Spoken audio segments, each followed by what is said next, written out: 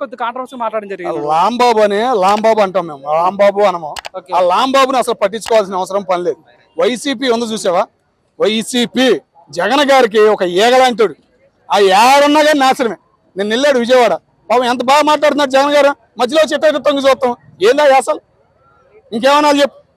చేసే పనులన్నీ పనికి మాలిన పనులు. కుల రాజకీయం చేద్దాం అని చెప్పేసి ఆయన పెట్టుకున్నారు. ఇప్పుడు ఆ కులాన్ని ఎవరు దేగట్లేదు.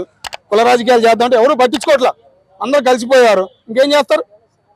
ఆంధ్రప్రదేశ్ లో డిప్యూటీ సీఎం గా ఉండి తెలంగాణలో నరేంద్ర మోడీ కలిశాడు. సో ఇప్పుడు తెలంగాణలో ఆఫీస్ ఓపెన్ చేసి ఆంధ్రప్రదేశ్ లో ఆంధ్రాకి డిప్యూటీ సీఎం తెలంగాణ వచ్చి కలవాలా?